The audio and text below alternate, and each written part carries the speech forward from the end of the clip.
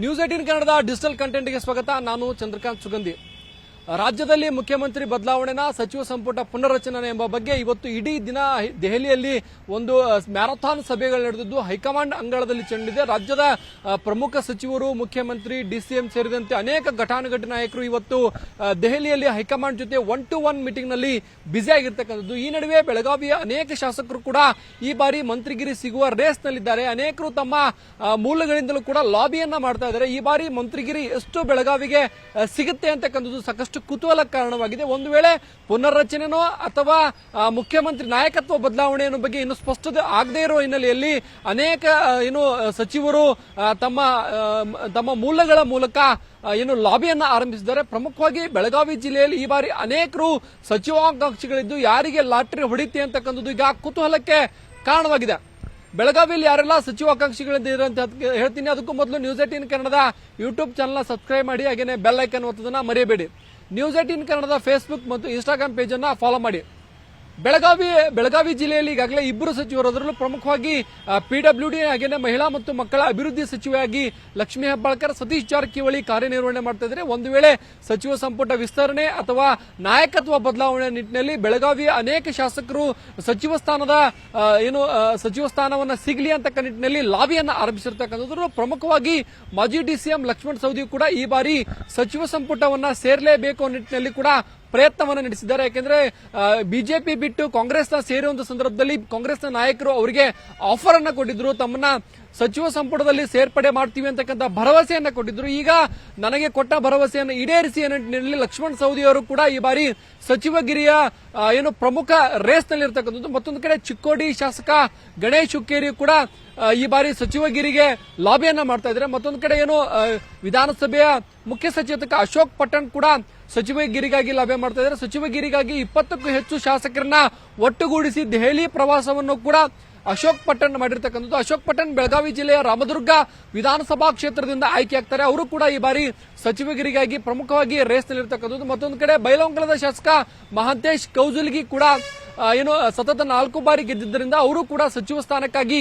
Race ನಲ್ಲಿರ್ತಕ್ಕಂಥದ್ದು. ಮತ್ತೊಂದು ಕಡೆ ಬೆಳಗಾವಿ ನಗರಕ್ಕೆ ಈವರೆಗೂ ಇತಿಹಾಸದಲ್ಲಿ ಸಚಿವಗಿರಿ ಸಿಕ್ಕಿಲ್ಲ. ಹೀಗಾಗಿ ಬೆಳಗಾವಿ ನಗರವನ್ನ ಕೇಂದ್ರವನ್ನಾಗಿಟ್ಟುಕೊಂಡು ನನ್ನನ್ನ ಮಂತ್ರಿಯನ್ನಾಗಿ ಮಾಡಿ ಅಂತೇಳಿ ಮೊದಲ ಬಾರಿ ಆಯ್ಕೆಯಾದಂತಹ ಶಾಸಕ ಆಸಿಫ್ ಸೇಠ್ ಕೂಡ ಹೈಕಮಾಂಡ್ ಮುಂದೆ ಮನವಿಯನ್ನ ಮಾಡಿಕೊಂಡಿರ್ತಕ್ಕಂಥದ್ದು. ಈ 1 ಮತ್ತು 2 ಬಾರಿ ಗೆದ್ದಂತಹ ಶಾಸಕರು ಒಂದು ಸಭೆಯನ್ನ ಮಾಡಿ ಮೊದಲ ಬಾರಿ ಗೆದ್ದವರಿಗೆ ಅವಕಾಶ ಕೊಡಿ ನಿಟ್ಟಿನಲ್ಲಿ ಹೈಕಮಾಂಡ್ ಮುಂದೆ ಮನವಿಯನ್ನ ಸಲ್ಲಿಸಿದ್ದಾರೆ. ಒಂದು ವೇಳೆ ನನಗೆ ಅವಕಾಶ ಕೊಟ್ಟರೆ ನಾನು ಕೂಡ ಮಂತ್ರಿಗಿರಿಯಾಗಿ ಕೆಲಸವನ್ನ ಮಾಡ್ತೇನೆ. ಕಿತ್ತೂರು ಕರ್ನಾಟಕ ಭಾಗದಲ್ಲಿ ಕೇವಲ 2 ಅಲ್ಪಸಂಖ್ಯಾತ ಶಾಸಕರಿದ್ದು ನನಗೆ ಅವಕಾಶ ಕೊಡಿ ನಿಟ್ಟಿನಲ್ಲಿ ಕೂಡ ಆಸಿಫ್ ಸೇಠ್ ಹೈಕಮಾಂಡ್ ಮುಂದೆ ಬೇಡಿಕೆ ಇಟ್ಟಿರ್ತಕ್ಕಂಥದ್ದು. ಪ್ರಮುಖವಾಗಿ ಶಿಗ್ಗಾವಿ ಮತ್ತು ಬೆಳಗಾವಿ ಉತ್ತರದಲ್ಲಿ ಮಾತ್ರ ಅಲ್ಪಸಂಖ್ಯಾತ ಸಮುದಾಯದ ಶಾಸಕರಿದ್ದು ಆಸಿಫ್ ಸೇಠ್ ಈ ಬಾರಿ ಪ್ರಬಲವಾಗಿ ಮಂತ್ರಿಗಿರಿಯನ್ನ ಕೇಳುವ ಹಂತಕ್ಕೆ ತಲುಪಿದ್ದಾರೆ. ಯಾಕಂದ್ರೆ ಪ್ರಮುಖವಾಗಿ ಬೆಳಗಾವಿ ಜಿಲ್ಲೆಯ 18 ವಿಧಾನಸಭಾ ಕ್ಷೇತ್ರಗಳಲ್ಲಿ ಕಾಂಗ್ರೆಸ್ ಗೆಲ್ಲಬೇಕಂದ್ರೆ ಮುಸ್ಲಿಂ ಮತದಾರರು ಅನಿವಾರ್ಯ.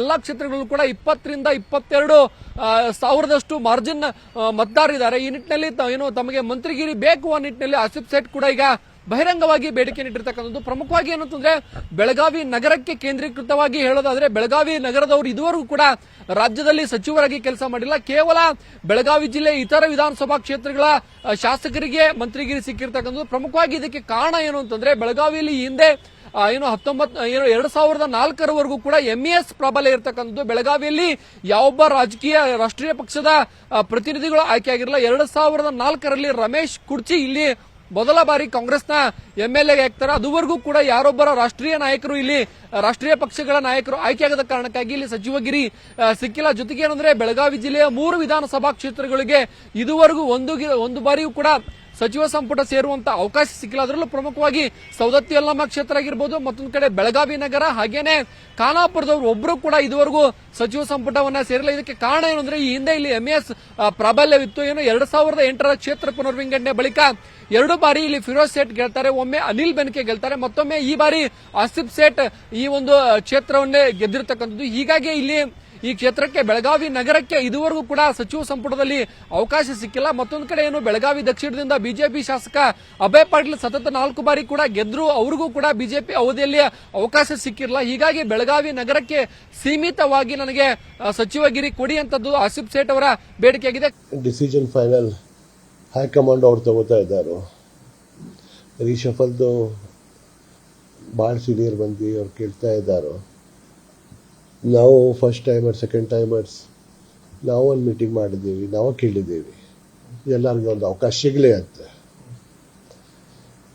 ನಮ್ದು ತಾವು ಕೇಳಿದಂದರೆ ಉತ್ತರ ಕರ್ನಾಟಕದಲ್ಲೇ ನಾ ಮೈನಾರಿಟಿದು ಒಬ್ಬನೇ ಶಾಸಕಿದ್ದೆ.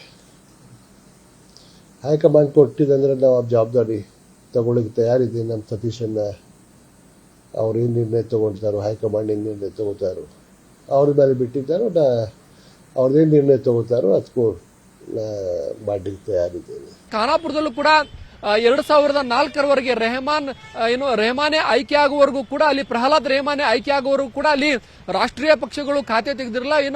ಈಗ 2-3 ಬಾರಿ ಅಷ್ಟೇ ರಾಷ್ಟ್ರೀಯ ಪಕ್ಷಗಳು ಗೆದ್ದಿರ್ತಕ್ಕಂಥದ್ದು. ಪ್ರಹ್ಲಾದ್ ರೆಹಮಾನೆ ಒಮ್ಮೆ ಗೆದ್ರೆ ಮತ್ತೊಮ್ಮೆ ಅಂಜಲಿ ಲಿಂಬಾಳ್ಕರ್ ಖಾನಾಪುರದಿಂದ ಆಯ್ಕೆ ಆಗಿದ್ರು ಕಾಂಗ್ರೆಸ್ ಪಕ್ಷದಿಂದ. ಈಗ ಮತ್ತೊಮ್ಮೆ ವಿಠಲ್ ಹಲಗೇಕರ್ ಕೇವಲ 3 ಬಾರಿ ರಾಷ್ಟ್ರೀಯ ಪಕ್ಷಗಳು ಗೆದ್ದದ್ದು ಬಿಟ್ಟರೆ ಉಳಿದಂತಹ ಸಂದರ್ಭದಲ್ಲಿ ಅಲ್ಲಿ MS ಪ್ರಾಬಲ್ಯವನ್ನು ಮೆರೆದಿತ್ತು. ಹೀಗಾಗಿ ಬೆಳಗಾವಿ, ಖಾನಾಪುರ ಹಾಗೇನೆ ಸೌದತ್ತಿಗೆ ಇದುವರೆಗೂ ಕೂಡ ಅವಕಾಶ ಸಿಕ್ಕಿಲ್ಲ. ಈಗ ಬೆಳಗಾವಿಲಿ ಇಬ್ಬರು ಘಟಾನುಘಟಿ ಸಚಿವರಿದ್ದಾರೆ. ಈ ನಡುವೆ ಮತ್ತೊಬ್ಬರಿಗೆ ಯಾರಿಗೆ ಅವಕಾಶ ಸಿಗುತ್ತೆ ಅಂತಕ್ಕಂಥದ್ದು ಈಗ ಕುತೂಹಲಕ್ಕೆ ಕಾರಣವಾಗಿದೆ. ಒಂದ್ ಕಡೆ PWD ಸಚಿವರಾಗಿ ಸತೀಶ್ ಜಾರಕಿಹೊಳಿ ಕೆಲಸ ಮಾಡ್ತಿದ್ದಾರೆ, ಮತ್ತೊಂದು ಕಡೆ ಮಹಿಳಾ ಮತ್ತು ಮಕ್ಕಳ ಇಲಾಖೆಯನ್ನ ಸಚಿವ ಲಕ್ಷ್ಮೀ ಹೆಬ್ಬಾಳ್ಕರ್ ನಿರ್ವಹಣೆ ಮಾಡ್ತಿದ್ದಾರೆ. ಬದಲಾದಂತಹ ಸನ್ನಿವೇಶದಲ್ಲಿ ಸಚಿವ ಸತೀಶ್ ಜಾರಕಿಹೊಳಿ DCM ಹಾಗೂ KPCC ಅಧ್ಯಕ್ಷ ಸ್ಥಾನದ ಪ್ರಬಲ ರೇಸ್ನಲ್ಲಿರ್ತಕ್ಕಂಥದ್ದು. ಈ ನಡುವೆ ಅಲ್ಪಸಂಖ್ಯಾತ ಶಾಸಕ ಆಸಿಫ್ ಸೇಠ್ ಕೂಡ ಸಚಿವಗಿರಿಗಾಗಿ ಬೇಡಿಕೆ ಇಡ್ತಾರೆ. ಒಟ್ಟಾರೆ ಈಗಾಗಲೇ DCM CM ಸೇರಿದಂತೆ ಎಲ್ಲರೂ ಕೂಡ ದೆಹಲಿಯಲ್ಲಿ ಠಿಕಾಣಿ ಹೂಡಿದ್ದು, ದೆಹಲಿಯಲ್ಲಿ ಏನೆಲ್ಲ ಬೆಳವಣಿಗೆ ಆಗುತ್ತೆ, ಒಂದು ವೇಳೆ ಸಚಿವ ಸಂಪುಟ ಪುನರ್ರಚನೆ ಆದ್ರೆ ಬೆಳಗಾವಿಯ ಯಾವ ಶಾಸಕರಿಗೆ ಈ ಬಾರಿ ಅವಕಾಶ ಸಿಗುತ್ತೆ ಅಂತಕ್ಕಂಥದ್ದು ಈಗ ಕುತೂಹಲಕ್ಕೆ ಕಾರಣವಾಗಿದೆ.